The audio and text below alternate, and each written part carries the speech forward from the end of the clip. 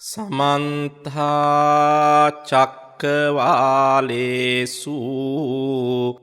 අත්‍රා ගච්ඡන්තු දේවතා සද්ධම්මං මුනි රාජස්ස සුනන්තු සග්ග මොක්ඛදං ධම්මස්සවන කාලෝ අයං භදන්තා ධම්මස්සවන කාලෝ අයං භදන්තා ධම්මස්සවන කාලෝ අයං භදන්තා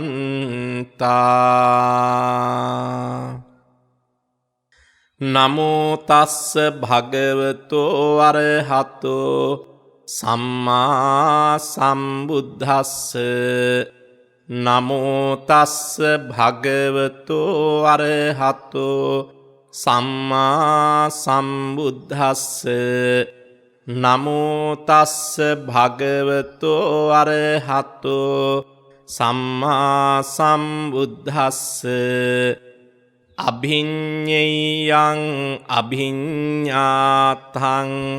භාවේතබ්බං ච භාවිතං පහතබ්බං පහීනං මේ තස්මා බුද්ධෝස්මි බ්‍රාහ්මනති.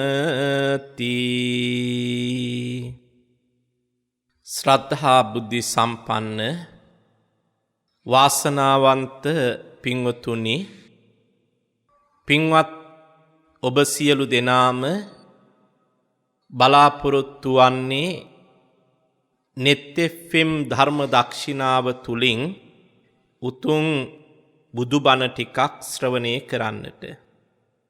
අද net FM ධර්ම දක්ෂිනාව සඳහා දායකත්වයේ දරනවා කෝට්ටේ පදිංචි මාලිනී සෙනවිරත්න ඈපා රණවීර මහත්මිය, ඕස්ට්‍රේලියාවේ පදිංචි පංචාවි දුව තාරක පුතා අයාන් මුණුබුරා ඇතුළු පවුලේ පින්වතුන් සියලු දෙනා විසින්, ඒ වගේම 24න් 9 ගැමුණු මාවත අත්තිඩිය දෙහිවල පදිංචි පියසීලී විතානගේ මෑණියන් සහ දූදරු පින්වතුන් විසින් මේ ධර්ම දක්ෂිනාව සඳහා දායකත්වයේ දරමින් කටයුතු කරනවා.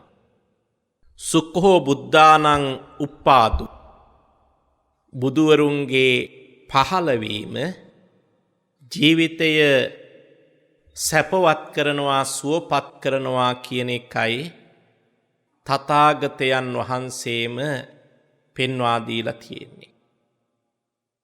එනිසා ඒ උතුම් බුදුවරයන් වහන්සේගේ පහළවීම, ඒ ධර්මයේ ශ්‍රවණය කරන්නට ලැබීම කියන, ඒ වගේම දුර්ලභ මනුස්ස ජීවිතය, මේ කියන කාරණාවන් සියල්ල සපුරාගත් වාසනාවන්ත පිරිසක් ඔබත් මමත්. ඒ වාසනා මහිමය අපතේ නොයවා දුර්ලභව ලැබුණු මේ වටිනා අවස්ථාවන් නිසි ආකාරයෙන් කළමනාකරණය කරගෙන දෙලොව සැනසෙන්නම මඟ පාදා ගමු කියන අදිෂ්ඨානයේ හිතට ඇති කරගන්න. ඒ සඳහා මේ ශ්‍රවණය කරන උතුම් ධර්මානුශාසනාව ඔබට පිහිටාධාර වේවා. අද ධර්ම දේශනාව සඳහා අපි මාතෘකා කරගත්තේ මජ්ක්‍ධිම නිකායේ එන බ්‍රහ්මායු සූත්‍රයයි. බ්‍රහ්මායු සූත්‍රයේ තුල එන පුංචි ගාථා ධර්මයක් අපි මාතෘකා වශයෙන් තබා ගත්තා. අභිඤ්ඤයං අභිඤ්ඤාතං භාවේ තබ්බංච භාවිතං පහතබ්බං පහීනං මේ තස්මා බුද්ධෝස්මි බ්‍රාහ්මන. බ්‍රාහ්මණය මම අභිඤ්ඤයං අභිඤ්ඤාතං මම කියලා කිව්වේ බුදුරජාණන් වහන්සේ. තමන් වහන්සේ පිළිබඳව හඳුන්වා දෙනවා. බ්‍රාහ්මණය මම අභිඤ්ඤයං අභිඤ්ඤාතං දැනගත යුතු සියල්ල දැනගතිමි. භාවේ තබ්බංච භාවිතං වැඩ යුතු සියල්ල වැඩි දියුණු කළමි වැඩුවෙමි. පහා තබ්බං පහීනං මේ ප්‍රහාණය කළ යුතු සියල්ල ප්‍රහාණය කළෙමි. ඒ නිසා බ්‍රාහ්මණය තස්මා බුද්ධෝස්මි මම බුද්ධ කියන වචනයෙන් නම් කරනවා හඳුන්වනවා කියලා තමන් වහන්සේ පිළිබඳව හඳුන්වා දෙනවා. පින්වතුනි, බුදුරජාණන් වහන්සේ පහළ වෙච්ච ಭಾರತೀಯ ආගමික සමාජ පසුබිම පිළිබඳව විමසනකොට නොයෙක් ආකාරයේ ආගමික ශාස්ත්‍රූන්ගෙන් බහුල වෙච්ච ගහණය වෙච්ච ආගමික වටපිටාවක් පරිසරයක් එදා ಭಾರತයේ තුල පැවතියා. විවිධ ආගම් දර්ශන නොයෙක් ආකාරයෙන් පහදලා දෙන ශාස්ත්‍රූන් වහන්සේලා බහුල පරිසරයක තමයි තථාගත බුදුරජාණන් වහන්සේ පහළවන්නේ. එසේ පහළ වෙන බුදුරජාණන් වහන්සේ එකල පැවති සියලු ආගම් දර්ශන යටපත් කරමින්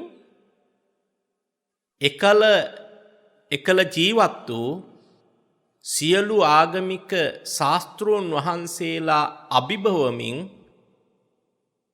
සියලුම ශ්‍රාවකයන් අතර ජනප්‍රියම ශාස්ත්‍රූවරයා බවට පත් වුණා.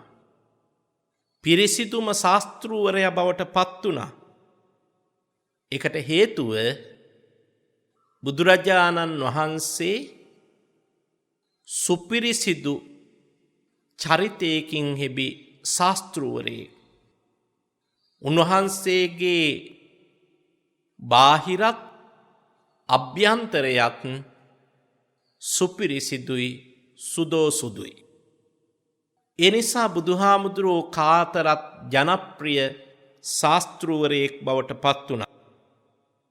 බුදුරජාණන් වහන්සේ භික්ෂූන් වහන්සේලා 500ක් සමග විදේහ දේශයෙහි වැඩම කරනකොට සැරිසරනකොට මිතිලා නම් ගම් ප්‍රදේශයේහි ත්‍රිවේදයෙහි පරතරට පැමිණි අවුරුදු 120ක් පමණ වයස ඇති බ්‍රහ්මායු කියන බ්‍රාහ්මණයෙක් මේ විදේහ කියන ප්‍රදේශයේ ජීවත් වෙනවා. ත්‍රිවේදයෙහි පරතරට පැමිණි කියලා කිව්වේ මේ බ්‍රාහ්මණ ධර්මය Hindu ධර්මය අන්තර්ගත වේද ග්‍රන්ථ 3ක් තියෙනවා. ඍග්වේදය, යජුර්වේදය, සාමවේදය.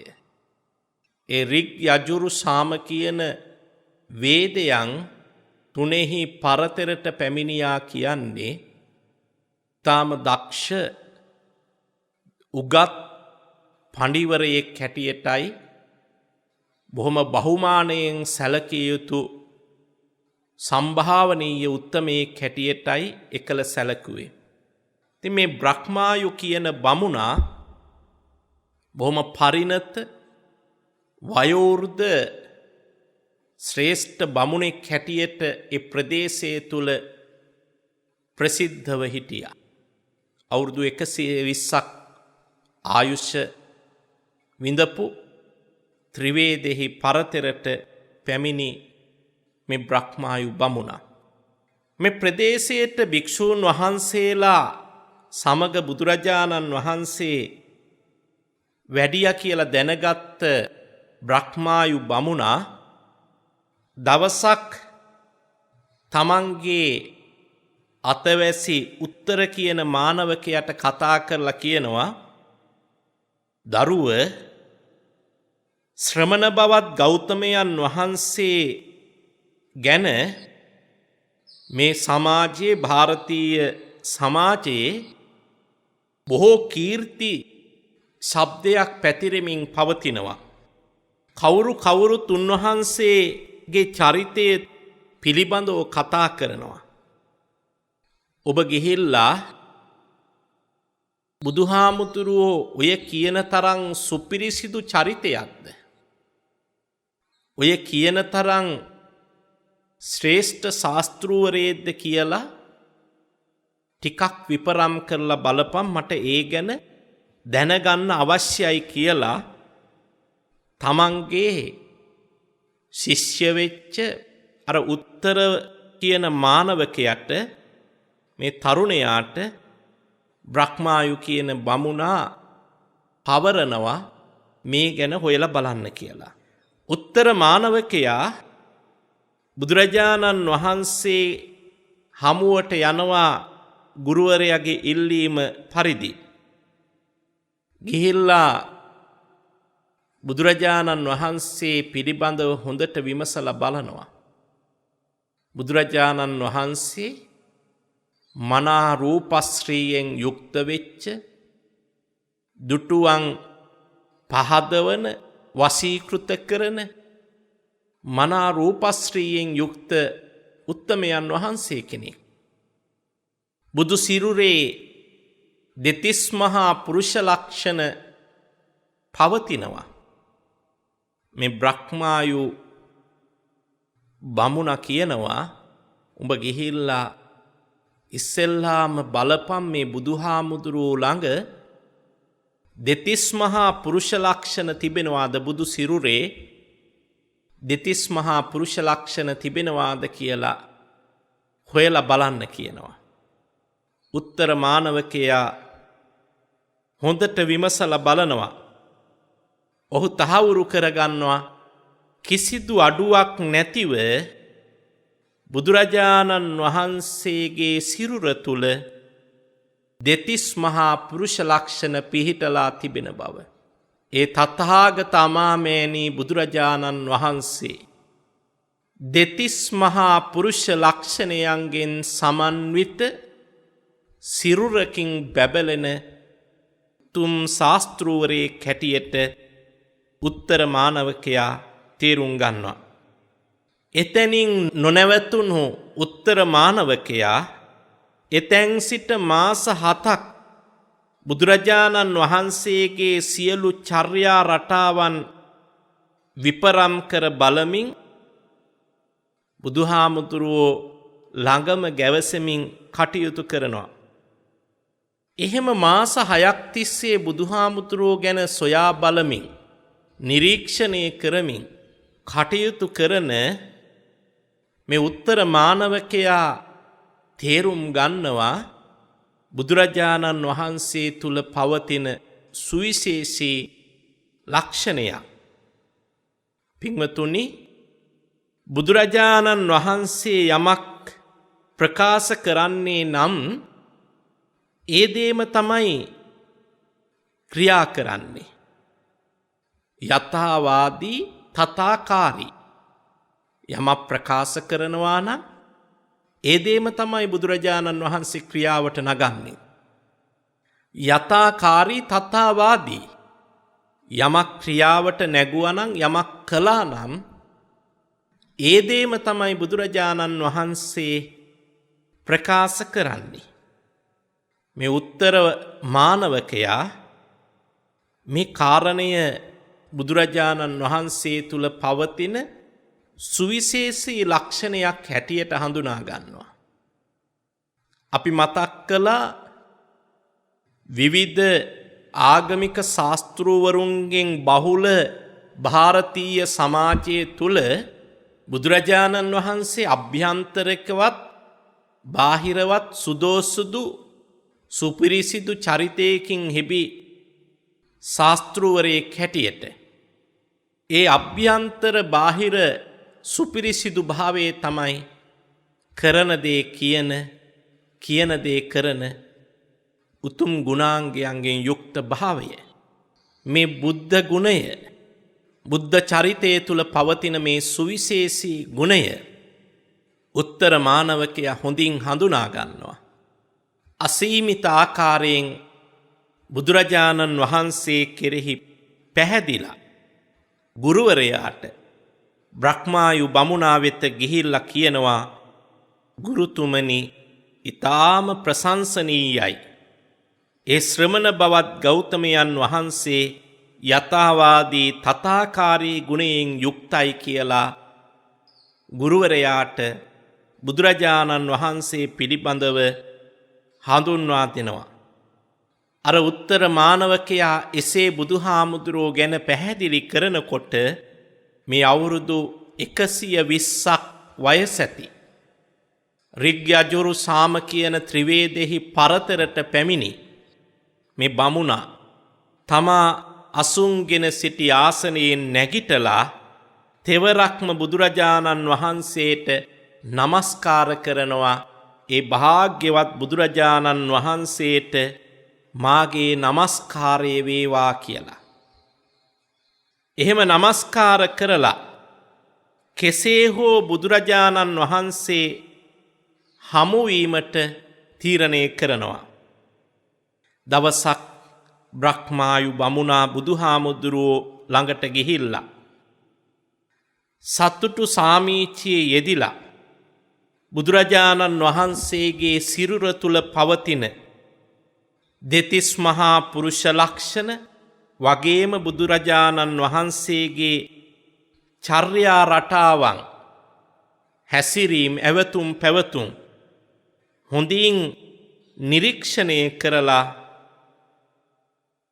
මේ බ්‍රහ්මායු බමුණා ඒ කෙරෙහි පැහැදිලා එතෙන් සිට දින 7ක් තිස්සේ බුදුරජාණන් වහන්සේ ප්‍රධාන භික්ෂු සංඝයාට දන් පිළිගන්වන්නට යෙදුණා. බලන්න පින්වතුනි මේ අවබෝධයෙන් ඔබෙත් මගෙත් ශාස්ත්‍රූවරයා කෙරෙහි අන්‍යාගමිකයන් අවනත වෙච්ච ආකාරය එදත් එහෙමයි අදත් එහෙමයි.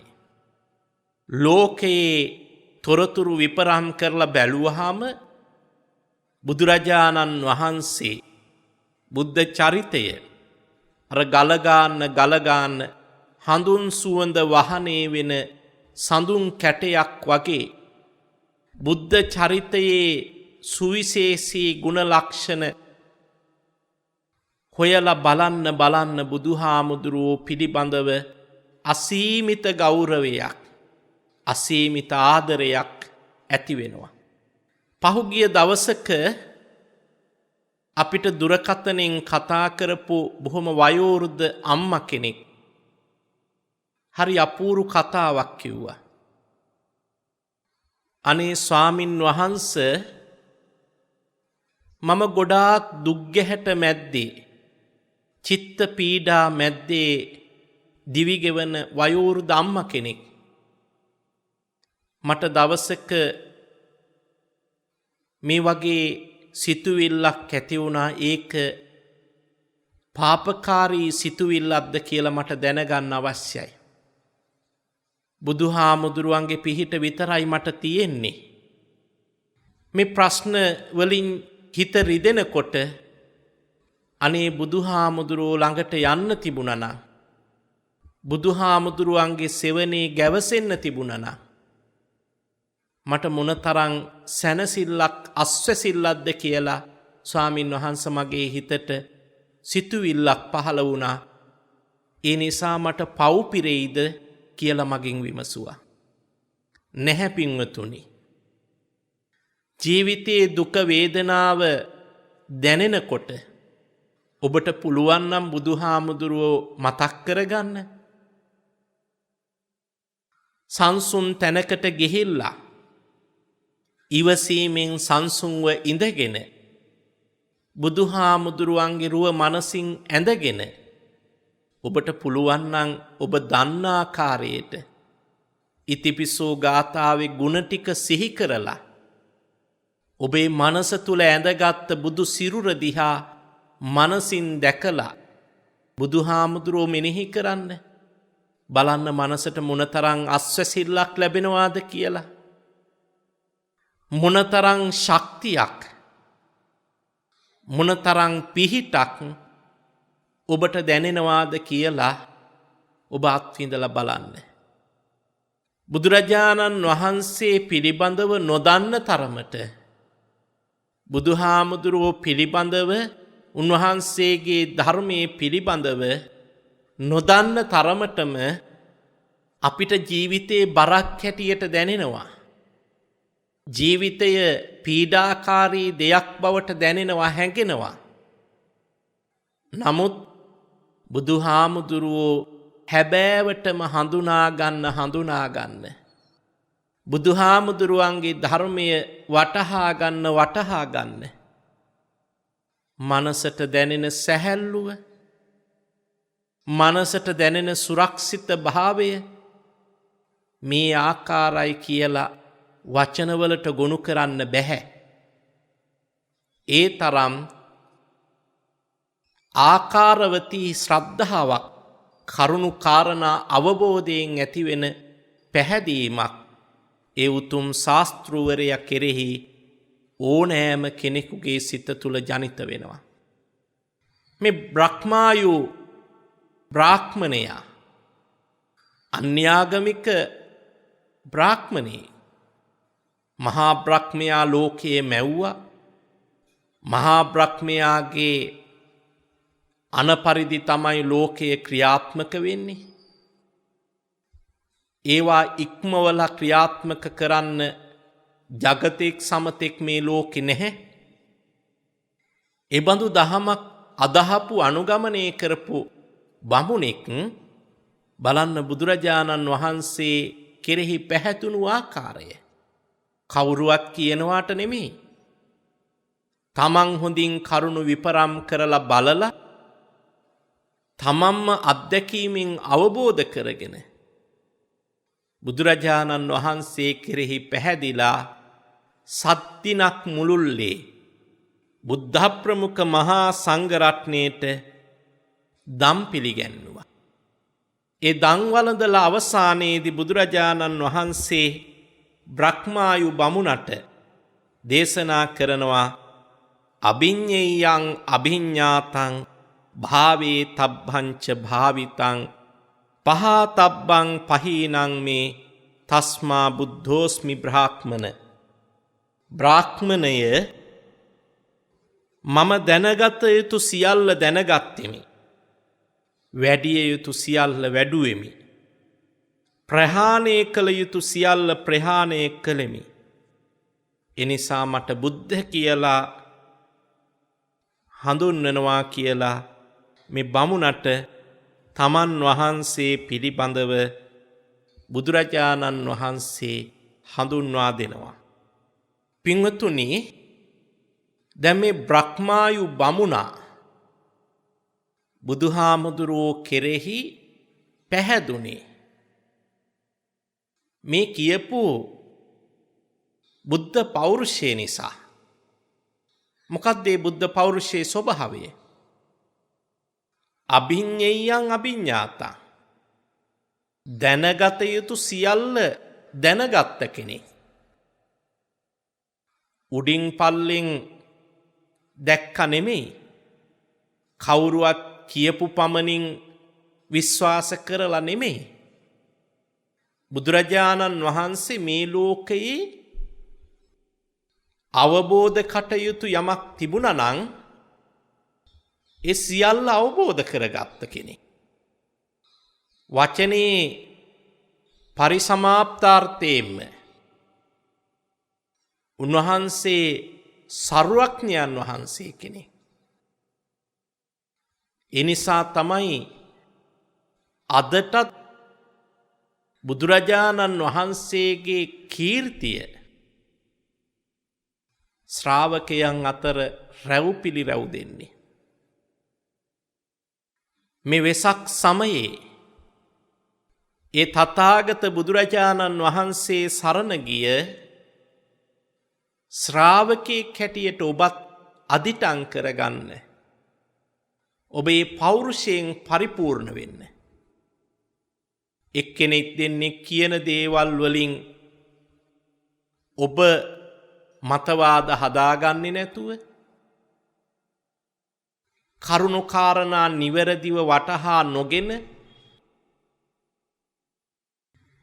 යම් යම් අය කියන පමණින් යම් යම් අයගෙන් ලැබුණු තොරතුරු අනුව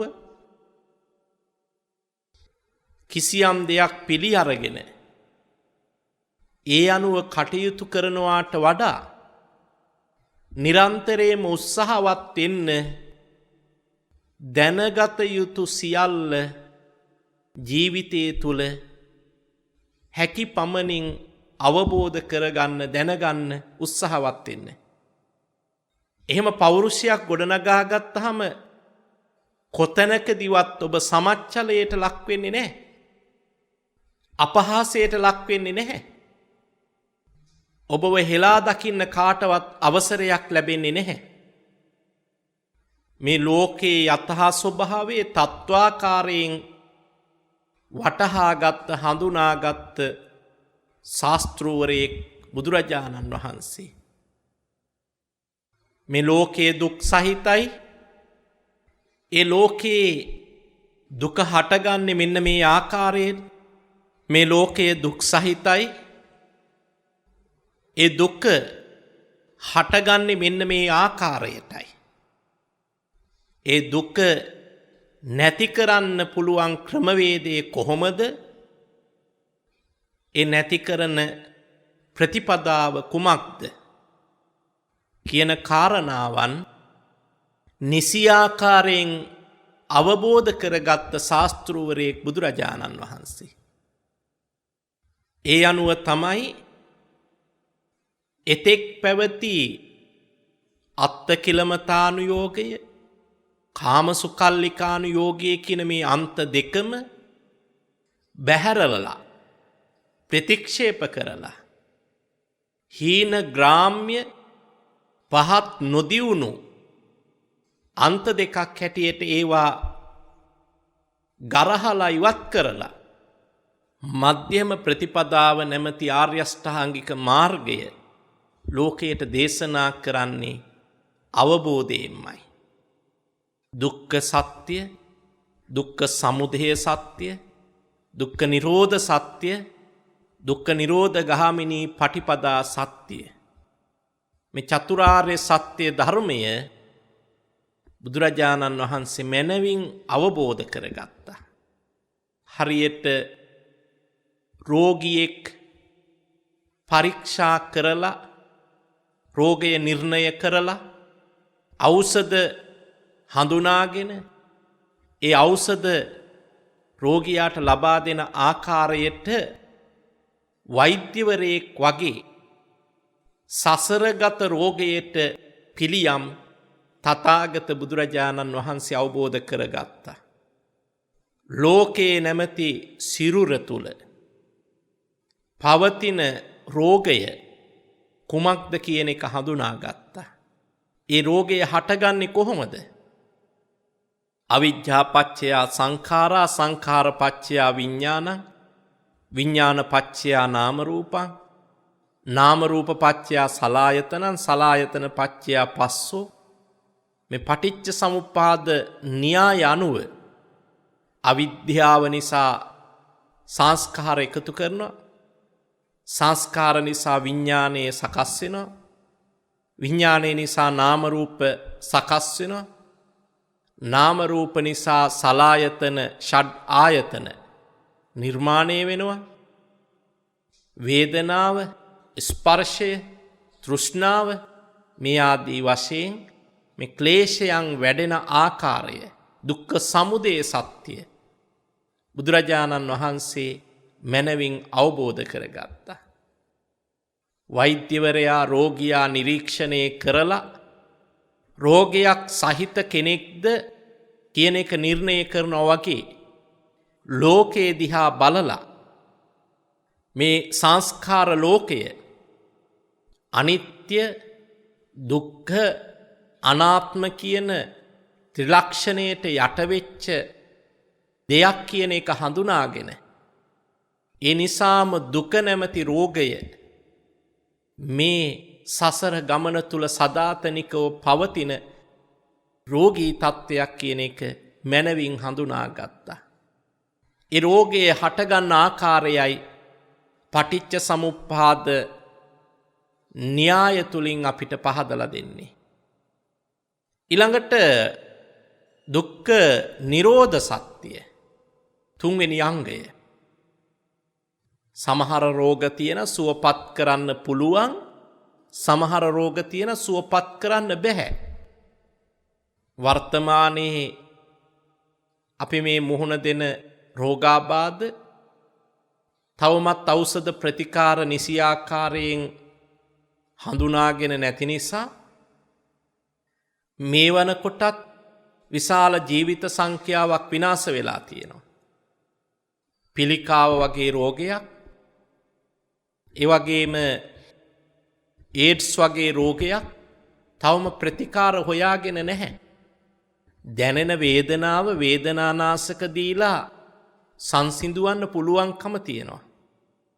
తాවකාලිකව යම් පාලනයක් කරන්න පුළුවන්කම තියෙනවා. හැබැයි වෙන විනාශේ නතර කරන්න බෑ. ඒ වගේනේ පින්වතුනි අපේ සසර ගමන. දානාදී ආමිස පින්කම් කරලා අපිට පුළුවන් මේ දුක යම් තරමකට වේදනාව සමනය කරගන්න. ටිකක් සසර ගමන සැහැල්ලු කරගන්න පුළුවන්. හැබැයි නිට්ටාවටම ඒ රෝගය සුවපත් කරගන්න බෑ.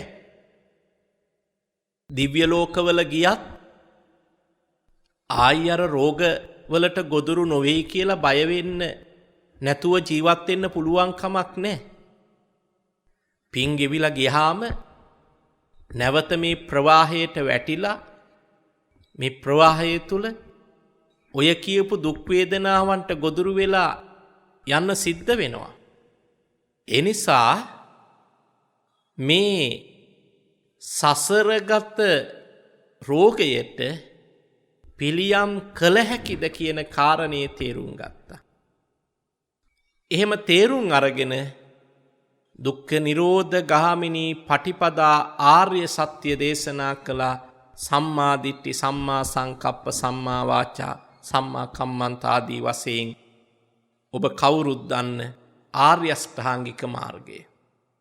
ඒ ආර්ය අෂ්ටාංගික මාර්ගය එකින් එක පූර්ණය කරනවා වගේම කල්පනා කරලා බලන්න සාමාන්‍ය විදිහට හිතුවහම අපේ හිත සංවර කරගන්න එක, කය සංවර කරගන්න එක, වචනේ සංවර කරගන්න එක, එහෙම නැත්නම් වචනේ නිවැරදි කරගන්න එක, කය නිවැරදි කරගන්න එක, සිත නිවැරදි කරගන්න එක තමයි මේ ආර්ය අෂ්ටාංගික මාර්ග ප්‍රතිපදාව කියන්නේ, නිර්වාණගාමී ප්‍රතිපදාව කියන්නේ. තුන්දොර නිවැරදි කරගත්තොත් මේ කියපු සසර දුකින් ගැලවෙන්න පුළුවන්, නිදහස් වෙන්න පුළුවන් කියන කාරණයයි එයින් මතුවෙන්නේ. මේ කියපු යථාර්ථය තථාගත බුදුරජාණන් වහන්සේ මනවින් වටහා ගත්තා.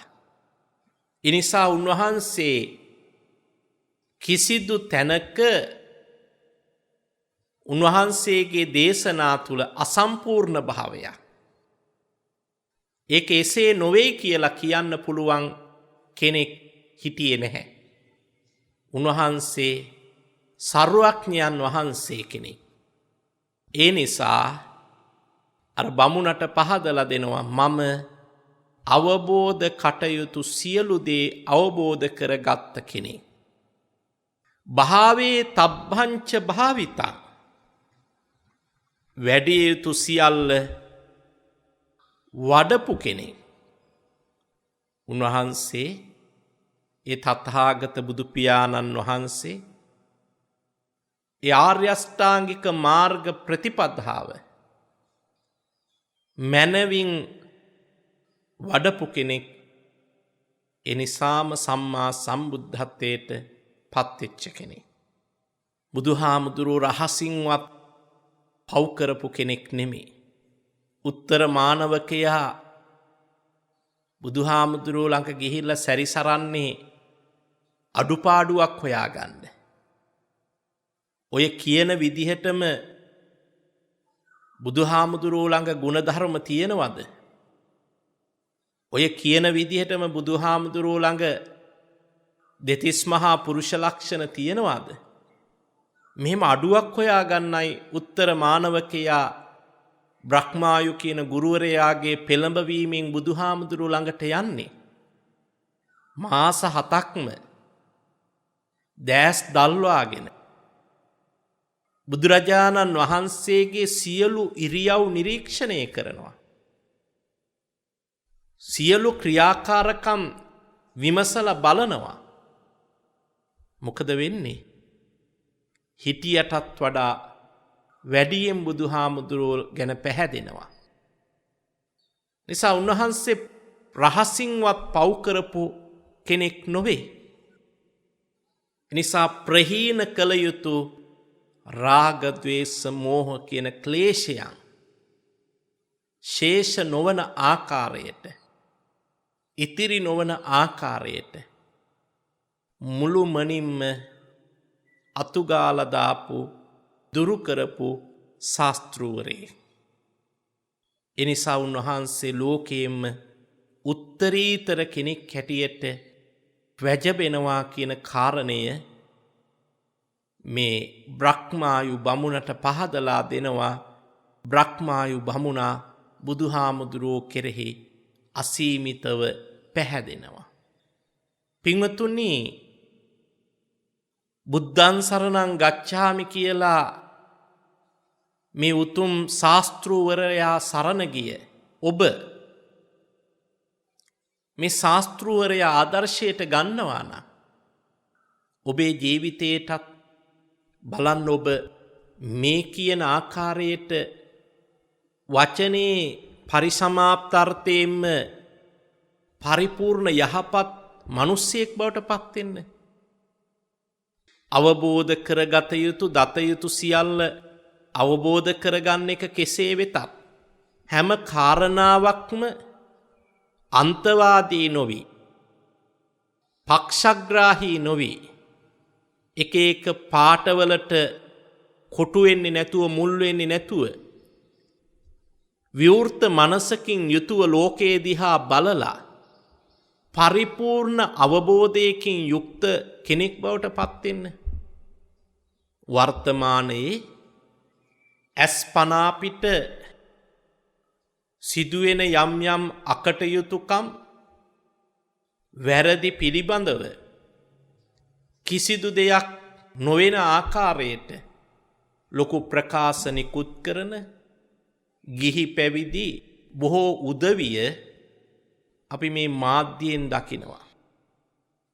ඒවා නරඹන මිනිස්සු, ඒවා අහන මිනිස්සු, ශ්‍රාවකයෝ ඒ චරිත හෙලා දකින ආකාරය, ඒ චරිතවලට ගරහන ආකාරය ඔබ දන්නවානේ. එනිසා යමක් හඳුනා නොගෙන අවබෝධයෙන් තොරව කතා කරන්න ගියාම ඒ පුජ්‍යලයා සමාජය තුල පිරිහෙනවා. ඒ පුජ්‍යලයා සමාජය තුල දෝෂ දර්ශනයට ලක් වෙනවා.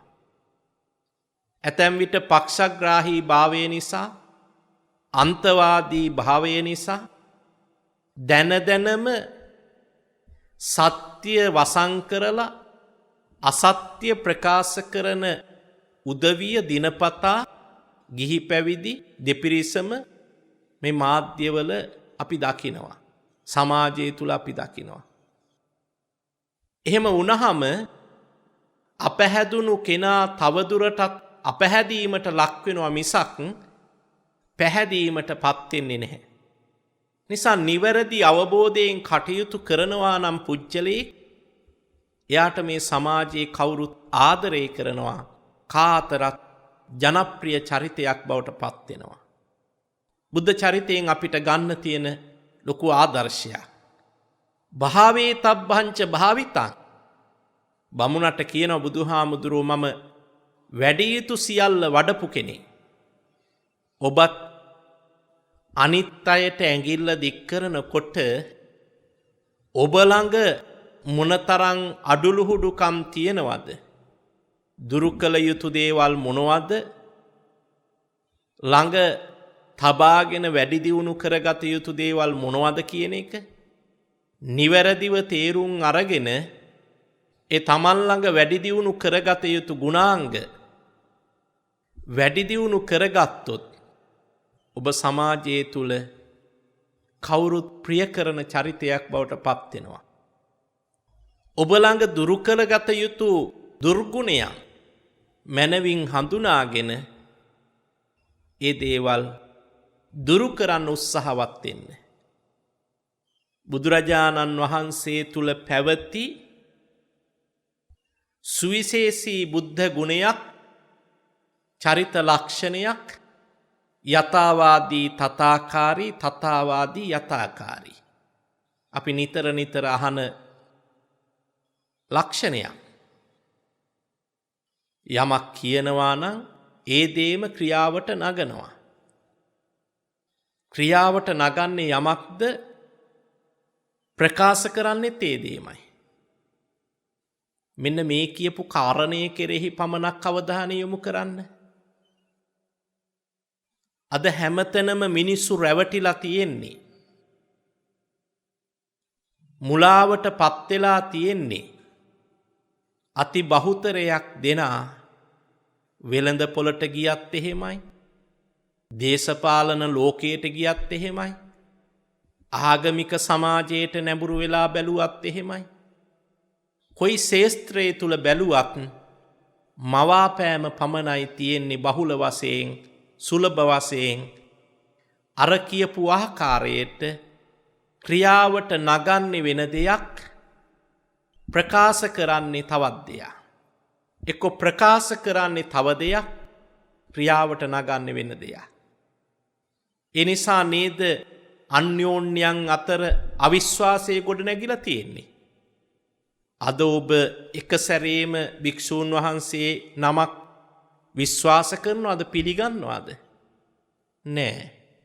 භික්ෂූන් වහන්සේ කෙනෙක් වුණත් මේ කියන්නේ ඇත්තක්ද මේ කරන්නේ හරි දෙයක්ද කියලා සැක කරන නොඑක ආකාරයේ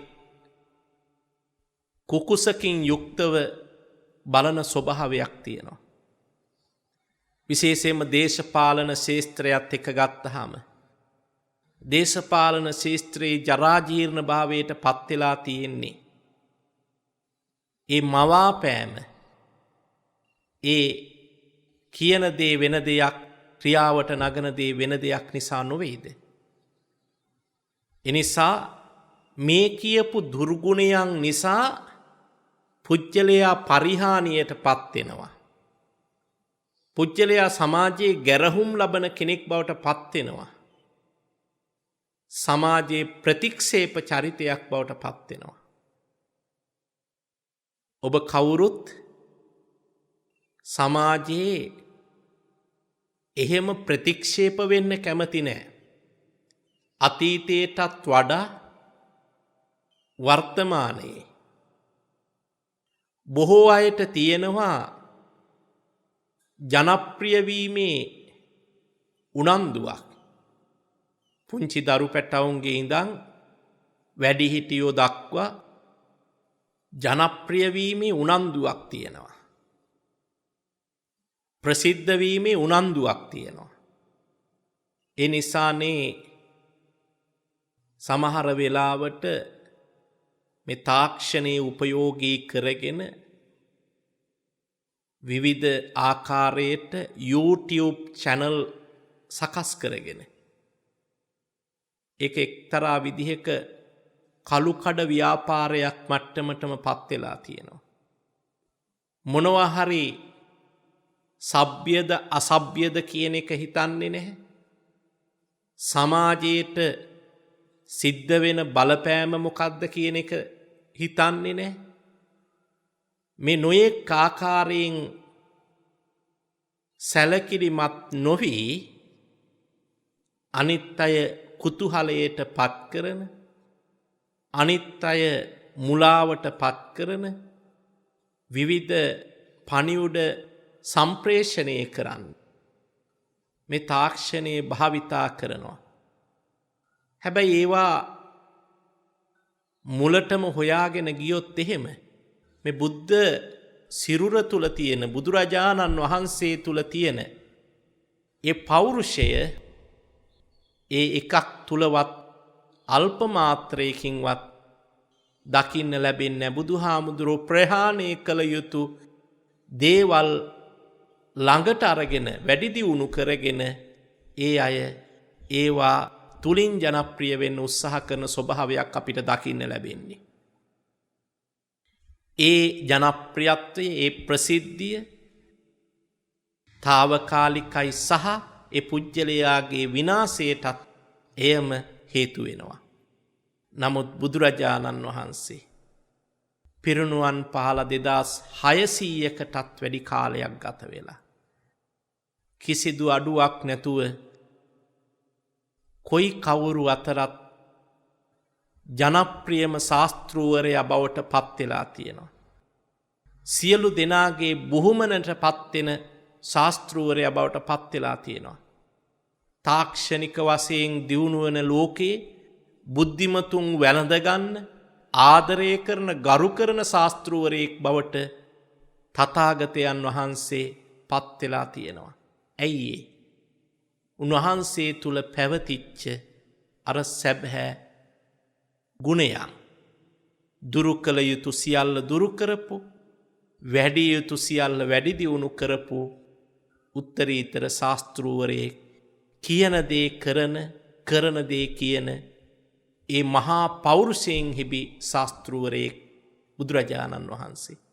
එනිසා බුද්ධං සරණං ගච්ඡාමි කියලා ඒ උතුම් ශාස්ත්‍රූවරයා සරණ ගිය ඔබත් ඔබේ චරිතය තුල ඒ කියන උතුම් පෞරුෂයේ ගොඩනගා ගන්න ටිකින් ටික උත්සාහවත් වෙන්න. කොයි කවුරු අතරත් ප්‍රියමනාප කාගෙත් ආදරේ දිනාගත් කෙනෙක් බවට ඔබට පහසුවෙන්ම පත් වෙන්න පුළුවන්කම ලැබේවි. ඔබේ දෙලොවම සැනසෙල්ල උදා වේවි.